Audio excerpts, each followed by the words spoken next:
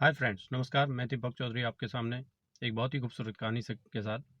दोस्तों, एक बार की बात है, एक घर में चिड़ियों ने कुछ घोंसला बना रखा था। तो दो चिड़िया वहाँ पे रहती थी उस घोंसले के अंदर। तो जो उस घर के अंदर बच्चे थे, उनका नाम था, एक का नाम था सोनू और एक का था गुड़िया। सोनू लड़का था, गुड़िया लड़की थी।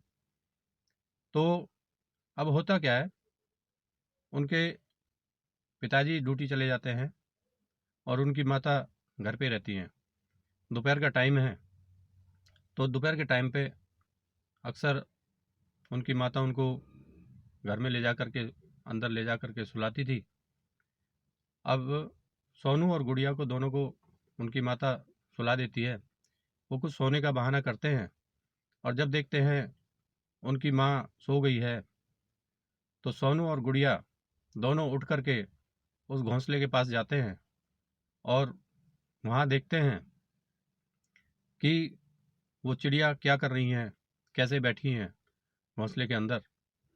तो उनको देख करके काफ़ी आनंद आता है और फिर सोनू और गुड़िया दोनों एक प्लानिंग बनाते हैं कि क्यों न हम इन चिड़ियों के लिए कुछ दाना रखें, कुछ पानी रखें और कुछ इनके ऊपर छाया करें। तो गुड़िया कहती है, हाँ ये बिल्कुल ठीक है, हम ऐसे ही करते हैं। अब गुड़िया जा कर के चावल लेकर के आ जाती है।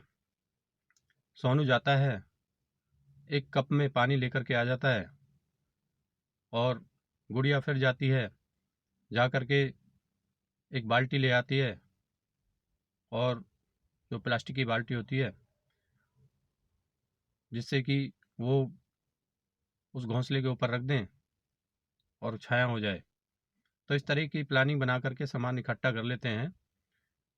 थोड़ी देर बाद ही उनकी माँ दरवाज़ा खोलती है और देखती है बच्चे कहाँ हैं। तो उनको जा कर के देखती है, तुम यहाँ क्या कर रहे हो? तो वो बोलते हैं, माँ कुछ नहीं कर रहे। तो इस तरह से उनको फिर लेकर के आ जाती है और ला के उनको फिर सुलाने लग जाती है। तो अब वो फिर सो जाते हैं।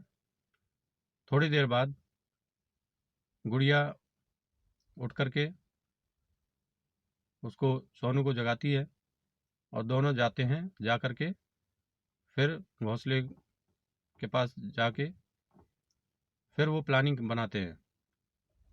तो सोनू जा कर के स्टूल ले आता है और स्टूल पे खड़ा होकर के उसमें घोंसले के अंदर वो देखने लग जाता है।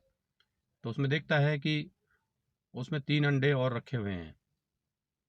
तो वो गुड़िया को बताता है, इसमें तो 3 अंडे और हैं।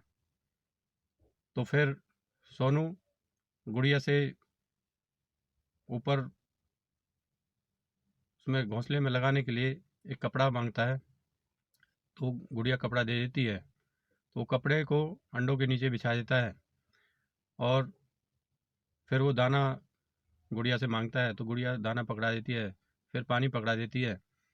तो इस तरह से फिर बाल्टी मांगता है, तो बाल्टी उसके ऊपर, प्लास्टिक की बाल्टी घोंसले के ऊपर रख देता है। तो इस तरह से उसकी छाया हो जाती है और गुड़िया कहती है कि मुझे भी दिखा दे, मैं भी देखना चाहती हूँ। तो सोनू कहता है, अरे पगली तू गिर जाएगी ऊपर से, इसलिए तू वहीं रह, नीचे ही रह, मैं तुझे नहीं दिखाऊंगा अभी, देख लेना जब इसमें से बच्चे निकलेंगे तब देख लेना इसको। तो गुड़िया नाराज़ हो जाती है। अब दोनों इस चक्कर में लगे ही रहते हैं। तभी उनकी माँ आ जाती है और आकर के बोलती है, चलो अंदर, यहाँ क्या कर रहे हो? अब वो चले जाते हैं।